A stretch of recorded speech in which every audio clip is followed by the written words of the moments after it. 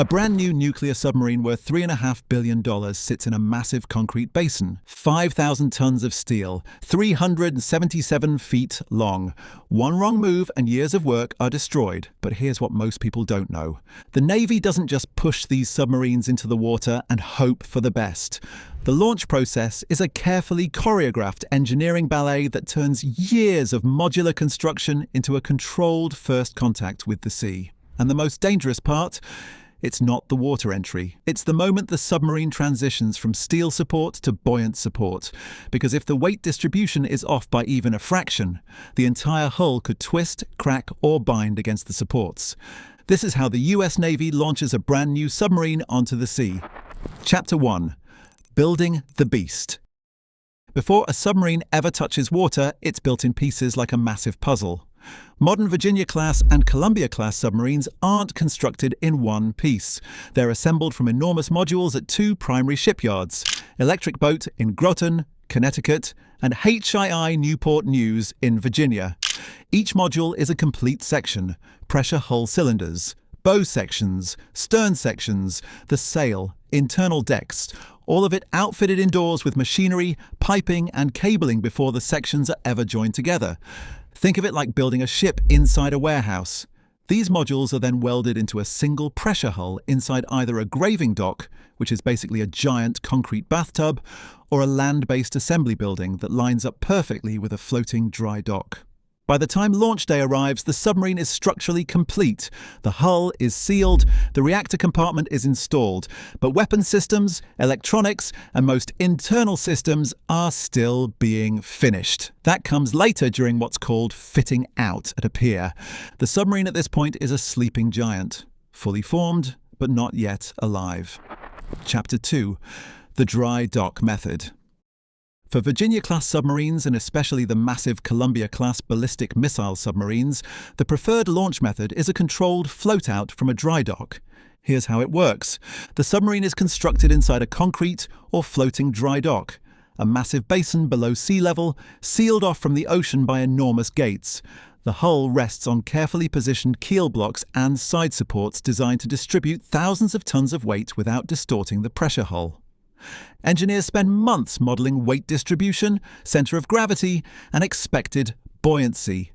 If these calculations are wrong, the boat could list to one side, twist during the float, or get stuck on the blocks. Before any water enters the dock, the Navy runs pre-flood checks. Every hull weld is pressure tested, every penetration, every main valve. Internal ballast tanks are configured to a known condition so the submarine will float at a predicted draft. Temporary construction equipment is removed or secured. Tugs and handling lines are staged outside the dock, ready to control the submarine the moment it becomes buoyant. Then the launch begins. The dock gates open. Water flows in under carefully controlled conditions. Pumps and valves regulate the fill rate to manage stability and ensure the boat rises evenly off the supports.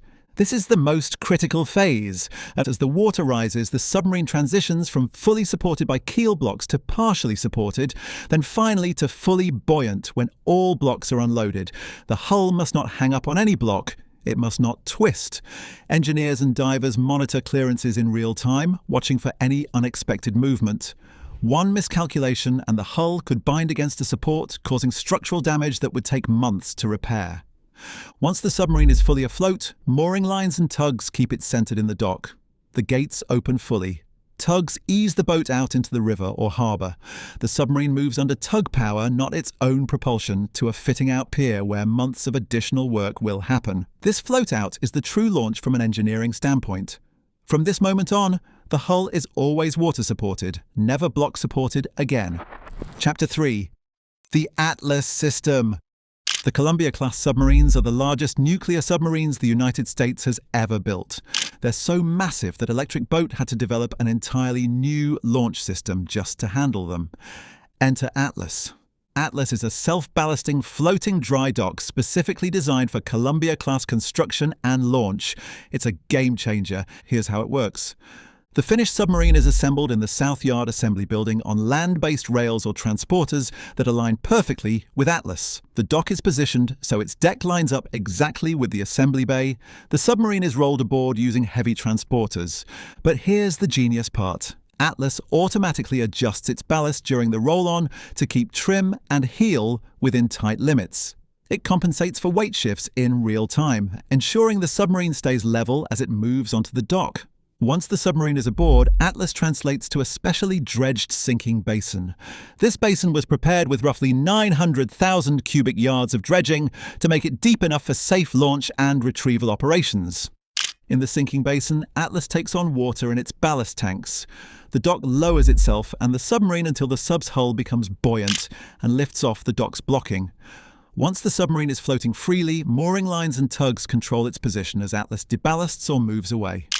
The submarine is then moved to a fitting-out pier, just like with a conventional dry dock launch. This floating dock method offers greater flexibility, it avoids older rail crossover systems, and it's specifically tailored to the size and weight of the Columbia class, which will carry the nation's nuclear deterrent for the next 40 years. Atlas itself is treated as critical infrastructure, a strategic asset purpose-built to handle the most important submarines the Navy will ever build. Chapter 4. The Old Way. Historically, submarines were launched from slipways, reinforced ramps sloping into the water. The hull would rest on a cradle atop greased ways. When supports were cut or triggers released, the submarine would slide rapidly into the water, sometimes assisted by gravity alone.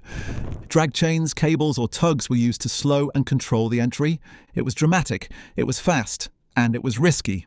For large, high-value nuclear submarines, this method is now largely avoided in US practice. Dry dock float-out offers far more control and dramatically less risk of damaging the hull or appendages. When you're dealing with a $3.5 billion submarine that will carry nuclear weapons or hunt enemy vessels for 30 years, you don't leave anything to chance. The real spectacle now lies in the integration of modular construction, precision dry dock operations, and complex logistics that allow overlapping builds of multiple billion-dollar nuclear ships in parallel at just 2 primary yards. The engineering is the spectacle. Chapter 5. Ceremonies and Tradition. Although the engineering launch is about float-out, public milestones follow naval tradition. There are 3 major ceremonies. Keel laying marks the formal start of construction. In modular builds, it's symbolic since multiple sections may already exist. A keel plate is welded with the initials of the ship's sponsor. Often a prominent civilian, and dignitaries attend. Christening takes place when the hull is structurally complete but before or concurrent with launch. The sponsor breaks a bottle of American sparkling wine across the bow and formally names the submarine. Senior officials make remarks. The Secretary of the Navy, the Chief of Naval Operations, program managers, crews and shipyard workers attend. Commissioning occurs after fitting out and sea trials, often a year or more after launch. The ship is formally placed in active service. The first commanding officer assumes command and the crew brings the ship to life in a ceremony. In public communications, launch and christening are sometimes used interchangeably, but technically, launch is the first time the submarine actually floats. It's the moment steel meets sea. Chapter 6. After the launch. Once afloat but before joining the fleet, a new submarine goes through an intensive process. Fitting out is the final installation and testing of weapon systems, sonar, combat control, navigation gear, life support, habitability features, and nuclear plant completion. Pierside tests follow, power-ups, dock trials, reactor criticality, safety system tests, then come sea trials, shakedown cruises where the Navy's Board of Inspection and Survey evaluates diving, propulsion, acoustic performance, maneuvering, emergency surfacing, and combat systems. Only after successful trials and corrections does the Navy accept delivery and move to commissioning. This process can take a year or more. The submarine that floated out of the dry dock is not yet ready for war. It's a platform waiting to be activated, a weapon waiting to be loaded, a system waiting to be proven. Chapter 7. Comparisons. US practice emphasizes modular construction and dry dock float-out or floating dock launch for nuclear boats. It trades spectacle for safety and precision. Russian practice historically used open slipways and large building halls at yards like Severodvinsk, sometimes with semi-submersible barges for very large hulls. European yards in Germany and France use a mix of building halls with launch via shiplifts, floating docks, or small graving docks, scaled to smaller conventional submarines. For the United States, the combination of huge unit cost and nuclear propulsion means launch risk must be minimized at all costs. A Virginia Block V submarine costs around $3.5 billion per hull. The Columbia-class will cost even more. You don't gamble with that kind of investment. Older launches featured dramatic sideways splashes and champagne bottles. They've given way to quiet float-outs where the submarine simply rises off its blocks and is towed out of a dock. To the public eye, this may look less glamorous, but from an engineering perspective, it is far more sophisticated. Controlled flooding, real-time stability monitoring, millimeter tolerance weight management. These replace brute force gravity and prayer. The real spectacle now lies in the integration of modular construction, precision dry dock operations, and complex logistics that allow overlapping builds of multiple billion-dollar nuclear ships in parallel at just 2 primary yards. Chapter 8. The stakes. Every submarine launch carries enormous stakes. These vessels will patrol the oceans for 30 years or more. They will carry nuclear weapons. They will hunt enemy submarines. They will gather intelligence in hostile waters. A single structural flaw introduced during launch could compromise the entire mission profile. A twisted hull affects acoustic signature. A damaged ballast tank affects diving performance. A cracked weld could fail under pressure at depth. That's why the Navy treats launch day with the same precision as a surgical operation. Engineers monitor every sensor. Divers inspect every clearance. Tugs stand ready to intervene at the first sign of trouble. The submarine must float level. It must clear all supports cleanly. It must respond predictably to ballast adjustments. If any of these conditions aren't met, the launch is halted. Water is pumped out. The submarine is lowered back onto the blocks. Engineers investigate. Adjustments are made. Launch day is not negotiable. Chapter 9. The future. The Columbia-class program represents the future of submarine construction and launch. These submarines will be the largest, most capable ballistic missile submarines ever built by the United States. They will replace the aging Ohio-class and carry the nation's nuclear deterrent into the 2080s. The first Columbia-class submarine, USS District of Columbia, is currently under construction. Its launch will test the new Atlas floating dock system under real-world conditions. If successful, this system will become the standard for all future large submarine construction. The Navy is also investing in advanced construction techniques: modular assembly, digital twin modeling, automated welding, precision measurement systems, all of it designed to reduce construction time, improve quality, and minimize launch risk. Because in the end, launching a submarine is about more than just getting it into the water. It's about ensuring that vessel is ready to defend the nation for decades to come.